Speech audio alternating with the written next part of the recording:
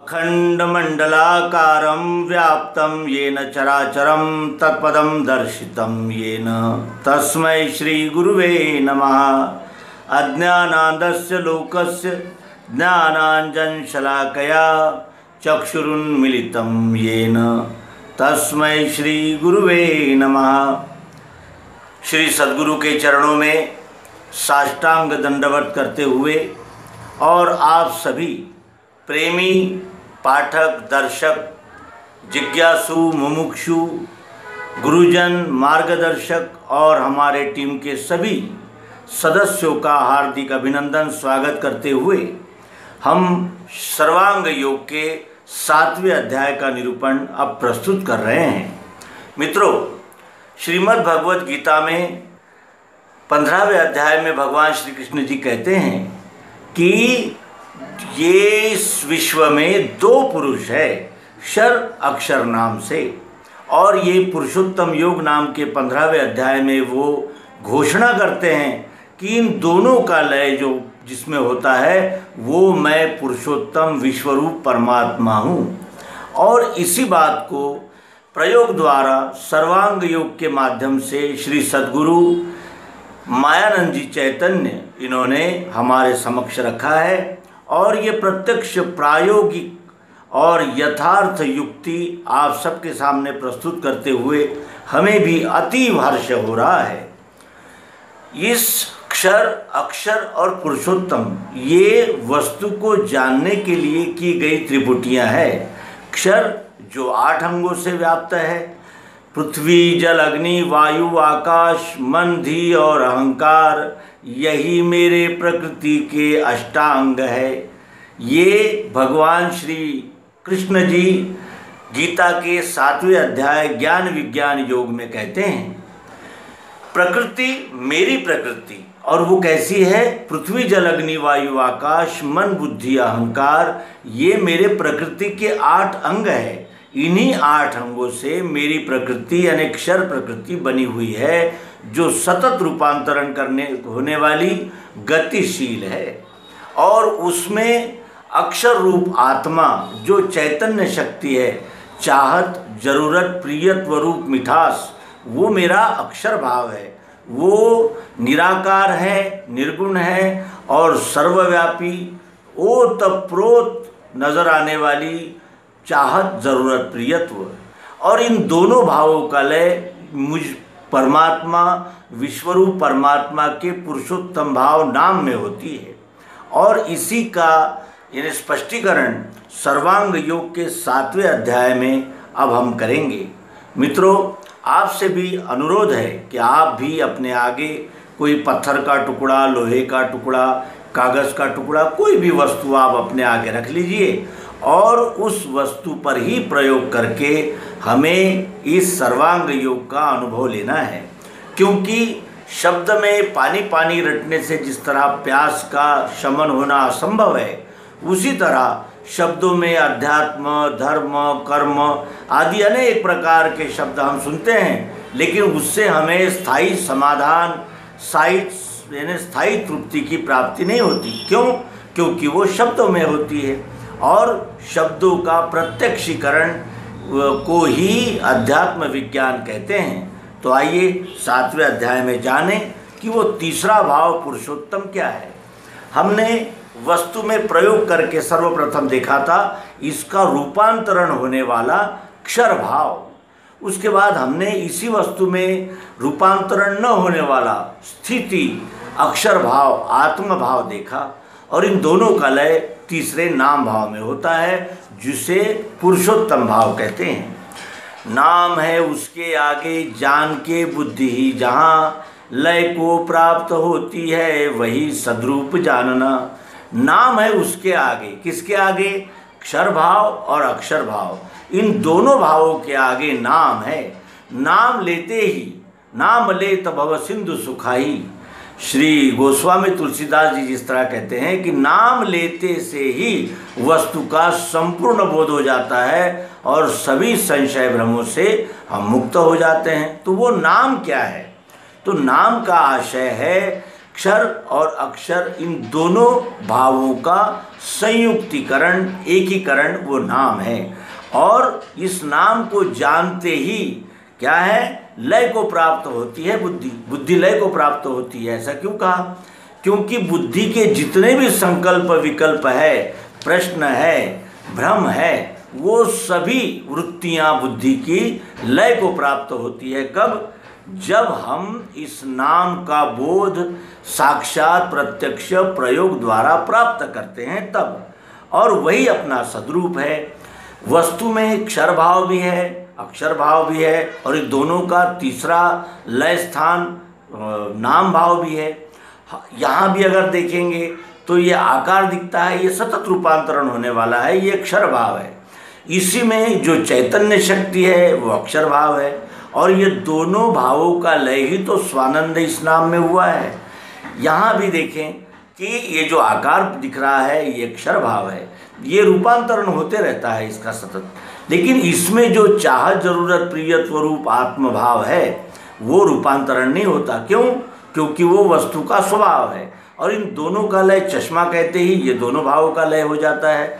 उसी तरह यहाँ वो कहते हैं कि नाम जो क्षर और अक्षर भावों का एकीकरण करने वाला भाव है, इसको जानते ही बुद्धि का लय हो जाता है, बुद्धि लय को प्राप्त करती है। और वही सद्रूप जानना, वही सत्य रूप है, ये आप जान लीजिए। वही है अपना रूप पुरुषोत्तम भाव से।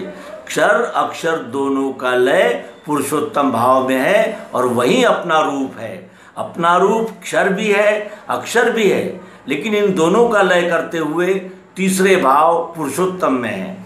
जैसे हम कहते हैं कि ज्ञातुम द्रष्टुम प्रविष्टुम। ज्ञातुम यानी जानना, कैसे? इंद्रियों से। द्रष्टुम देखना, कैसे? मन से। और बुद्धि प्रविष्टुम यानी उस विश्वरूप परमात्मा के प्रत्यक्ष यथार्थ बोध को प्राप्त करके उस विश्वरूप परमात्मा में ही प्रवेश कर जाना, ये तीसरा भाव प्रविष्टुम पुरुषोत्तम भाव नाम है। वही है अपना रूप पुरुषोत्तम भाव से। महिमा सद्गुरु की ये निज बोधार्थ है कही। ये महिमा सद्गुरु की है कि जिन्होंने वेदों में नेति नेति से जो गाया गया उसका प्रत्यक्षीकरण हमें करा दिया, ये सद्गुरु की महिमा है। और क्यों कहा है? निज बोधार्थ है कही। अपने आप को ही बोध देना है, अपने आप को ही स्वस्वरूप का दर्शन, स्वस्वरूप की जागृति देने के लिए ये कहा गया है। और महिमा सद्गुरु की ये महिमा सद्गुरु की निज बोधार्थ है कही। अब अष्टांग अक्षर साकार नहीं रूप मिठास में, ये अष्टांग पृथ्वी जल अग्नि वायु आकाश मन बुद्धि अहंकार, शब्द स्पर्श रूप रसगंध सत्वगुण रजोगुण और तमोगुण, ये इन सभी आठों अंगों का लय क्या है? साकार है, दृश्य है। साकार सगुण जिसे कहते हैं वही ये अष्टांग प्रकृति। और नहीं रूप मिठास में, मिठास में कोई रूप नहीं है, इसके अनेकों रूप बदल जाएंगे लेकिन वो मिठास नहीं बदलेगी, मिठास उस आकार में रहेगी ही रहेगी। और ये दोनों भावना छोड़ो, क्षर भाव जो अष्टधा, जो हमने इंद्रियों से और मन से देखा उसे भी छोड़ दो। मन से और यानी बुद्धि से जो हमने देखा वो क्या है? अक्षर भाव है। बुद्धि से अक्षर भाव का हमने जानकारी प्राप्त की। ये दोनों भाव ना छोड़ो, अकेला नाम ही रहा। नाम का उच्चारण करते ही इसमें सगुण साकार भाव अष्टधा और निर्गुण निराकार भाव जो है वो अक्षरात्मा प्रियत्व चाह जरूरत, इन दोनों भावनाओं का लय नाम में हो जाता है। नाम स्वानंद कहते ही हम जो दिख रहे हैं वो आकार और व्याप्त चैतन्य, ये दोनों का लय हो जाता है। मिश्री कहते ही इसका आकार और इसमें जो व्याप्त मिठास, इन दोनों का बोध हो जाता है। उसी तरह हमारे यानी नाम लेते ही क्षर और अक्षर इन दोनों भावों का लय नाम में हो जाता है। वही शक्कर ये नाम पुरुषोत्तम भाव है, क्षर अक्षर दोनों की नहीं है भावना वह। वही शक्कर ये नाम, शक्कर ये नाम क्या है? इस वस्तु का पुरुषोत्तम भाव है। स्वानंद ये क्या है? इस आकार का यानी पुरुषोत्तम भाव है। यानी कोई भी वस्तु का संपूर्ण बोध नाम से हो जाता है, वो उस वस्तु का पुरुषोत्तम भाव है। क्षर अक्षर दोनों की नहीं है भावना वहाँ, नाम लेते ही उसमें क्षर भी है अक्षर भी है, इन दोनों भावनाओं का लय इस नाम में तीसरी पुरुषोत्तम भाव में हो जाता है। ये यहाँ सद्गुरु निर्देशित करते हैं, इसमें क्षर अक्षर दोनों की नहीं है भावना वहाँ, क्योंकि जो पुरुषोत्तम पद में बैठ जाता है, जिसे सद्गुरु की कृपा से तत्व दर्शन द्वारा क्षर और अक्षर इन दोनों का लय करने वाला नाम भाव यानी दृष्टि में आता है, लक्षित होता है, वो पुरुषोत्तम भाव में स्थित हो जाता है, जो विश्व भाव है। दृश्य साकार वही है, दृश्य साकार वही है, दृश्य साकार भी वही विश्वरूप परमात्मा है निराकार भी वही। इस वस्तु में दिखने वाली चाह जरूरत प्रियत्व क्या है, वही है, और ये दोनों का धाम भी है, वो उसको सर्व है कहा। यानी ये वस्तु में क्षर और अक्षर इन दोनों भावों का लय हो जाता है, और वो इसीलिए उसको सर्व कहा। सर्व रूप से ये आकार है शक्कर का, मिठास है शक्कर की, और नाम है शक्कर। दिख रहा है विराट विश्व, इसमें ओत प्रोत व्याप्त चाह जरूरत प्रियत्व जो अक्षर भाव है, और विश्व कहते ही इन दोनों भावों का लय हो जाता है, जो पुरुषोत्तम भाव है। एक ही वस्तु में जानो कल्पित भाव तीन, ये एक ही वस्तु में हमने तीन भावों की कल्पना की थी, क्षर अक्षर और पुरुषोत्तम। क्यों? निज रूप लखाने को वेदों में कल्पना किए, अपने आप का स्वस्वरूप दर्शन के लिए वेदों में कल्पना की गई है। तीन भावों में वस्तु का यानी विभाजन करके, वस्तु का विश्लेषण करके, वस्तु को जानने के लिए कल्पना से स्वभाव ने ये यानी इसका पृथक्करण किया था। निज रूप लखाने को, अपने आप का स्वरूप, अपने स्वस्वरूप का स्वस्वरूप की जानकारी, स्वस्वरूप का दर्शन करने के लिए निज रूप लखाने को वेदों में कल्पना किए। वेदों ने इन तीन प्रकार की कल्पना की है, क्षर अक्षर और पुरुषोत्तम। बुद्धि में स्थित होवे ये मैं ही संपूर्ण विश्व हूँ। अगर ये बुद्धि में स्थित हो जाए कि मैं ही संपूर्ण विश्व हूँ, जैसे अब इसमें इसको थोड़ा विस्तार से देखना होगा हमें। बुद्धि में स्थित होवे ये मैं ही संपूर्ण विश्व हूँ, बुद्धि में कब स्थित होगा ये मैं ही संपूर्ण विश्व हूँ? जब ये बुद्धि जान लेगी कि अग्नि जो सभी ओर है, वही अग्नि इस आँख में रूप बनकर यानी अनुभव में आ रही है। अग्नि आँखों से रूप भाव में लक्षित होती है, तो आँखों में क्या है? अग्नि है। कान में क्या है? आकाश है, जो सुनने का कार्य कर रहा है। नाक में क्या है? पृथ्वी है, जो गंध लेने का कार्य कर रही है। जीवा पे क्या है? जल है, जो रस लेने का कार्य कर रहा है। त्वचा में वायु है, जो स्पर्श का अनुभव दे रही है। तो इस तरह यानी पृथ्वी जल अग्नि वायु आकाश, यही पंच महाभूत शब्द स्पर्श रूप रस गंध इन तन्मात्राओं से इन पांचों ज्ञानेंद्रियों में ओत प्रोत और स्थित है स्थायी रूप से। तो बुद्धि में स्थित होवे ये मैं ही संपूर्ण विश्व हूँ। यहाँ आँख है तो सर्वोर रूप है, यहाँ कान है तो सर्वोर शब्द है, यहाँ नाक है तो सब ओर गंध है, यहाँ जल है तो सब ओर रस है, यहाँ स्पर्श है तो सब ओर स्पर्श है, जहाँ कहीं हम छूते हैं। तो बुद्धि में स्थित होवे ये मैं ही संपूर्ण विश्व हूँ। यहाँ चाह जरूरत प्रियत्व है तो यहाँ चाह जरूरत प्रियत्व है, यहाँ चाह जरूरत प्रियत्व है, यहाँ चाह जरूरत प्रियत्व ओत प्रोत व्याप्त है। तो इस तरह बुद्धि में ये जब स्थित हो जाता है ये बोध कि मैं ही संपूर्ण विश्व हूँ, विश्व से मैं अलग नहीं हूँ। अब तक हम समझते थे कि मैं देखने वाला हूँ, मैं सुनने वाला हूँ, मैं करने वाला हूँ, मैं सूंघने वाला हूँ, मैं चखने वाला हूँ। अब देखने वाला तो अग्नि है, सुनने वाला तो आकाश है, गंध लेने वाली तो पृथ्वी है, चखने वाला तो जल है, स्पर्श लेने वाला तो वायु है, और चाह जरूरत प्रियत्व इसका अनुभव लेने वाला कौन है? मैं हूँ अहंकार। तो बुद्धि में स्थित होवे ये मैं ही संपूर्ण विश्व हूँ, और ये अकंप धारणा बैठे गया द्वैत समाधि सो। ये धारणा अगर अकंप बैठ गई, यानी स्थायी रूप से अगर ये धारणा हमारे हृदय में स्थित हो गई, स्थिर हो गई, तो गया द्वैत। अब मैं और तू, ये और ये द्वैत भाव का क्या हो जाता है, लय हो जाता है, विलीन हो जाता है। ये द्वैत भाव गया द्वैत समाधि सो।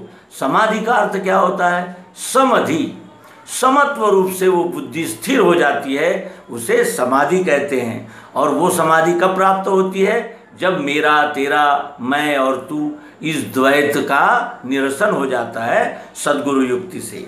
और यही समत्व बुद्धि सतत रहने लगे। अकंप धारणा बैठे गया द्वैत समाधि सो। समाधि की अवस्था ये अखंड रहने लगे, ये समत्व बुद्धि अखंड रहने लगे, ये समत्व भाव अखंड रहने लगता है। तब क्या होता है, अनन्यता मिली उसको, वेदों का सार भी मिला। अब वो जो अन्य मान रहा था, मैं इस विश्व से अन्य हूँ, अलग हूँ, तो उसको क्या मिला, इस बोध से अनन्यता मिली उसको। अब उसको अनन्यता का बोध हुआ, अनन्यता प्राप्त हो गई। अब ये विश्व और मैं अलग नहीं हूँ, सभी एक ही विश्व के अंश है। यहाँ विश्व रूप परमात्मा अपने पृथ्वी जल अग्नि वायु आकाश मन बुद्धि और अहंकार चाह जरूरत प्रियत्व रूप निराकार आत्मा, इन सभी अंगों से यहाँ उपस्थित है, तो यहाँ भी उपस्थित है। इससे ये उदय होता है, इसका उदय होता है और इसका लय इसमें होता है। यानी ये एक ही वस्तु है, केवल आकार धारण करने से ये अहंकार अपने आप को इस विश्व से अलग मान बैठा था, इसका बोध होता है। और ये बोध होते ही फिर वेदों का सार भी मिला। वेदों का सार क्या है, वेद कहते हैं सर्वम खल्विदम ब्रह्म, ये सब ब्रह्म ही है, ये भी ब्रह्म है, ये भी ब्रह्म है, ये भी ब्रह्म है, ये भी ब्रह्म है, सब ब्रह्म ही है, ब्रह्म ही है। ब्रह्म से ही उदय होता है, ब्रह्म ही रहता है और ब्रह्म में ही विलीन होता है। पूर्णस्य पूर्णमादाय पूर्णमेवावशिष्यते। क्यों, क्योंकि पूर्ण ही है, पूर्ण से पूर्ण निकाला तो भी पूर्ण ही बचता है, और पूर्ण का पूर्ण में लय होता है तब भी पूर्ण ही रहता है। तो इस तरह पूर्ण का अनुभव कब मिलता है, अनन्यता मिली उसको, वेदों का सार भी मिला। इस तरह पुरुषोत्तम योग नामक 7वें अध्याय में क्षर और अक्षर इन दोनों का लय भगवान श्री मायानंद जी चैतन्य जी ने सर्वांग योग के 7वें अध्याय पुरुषोत्तम योग में पुरुषोत्तम भाव नाम में कर दिया है। तो इस तरह हमने क्षर अक्षर इन दोनों भावनाओं का लय पुरुषोत्तम भाव में कर दिया। अब अगले अध्याय में हम देखेंगे कि इन दोनों भावों का लय जब हो जाता है तब वास्तविक ईश्वर की पहचान होती है, और ईश्वर की पहचान होते ही उसकी भक्ति आरंभ होती है। नर्मदे।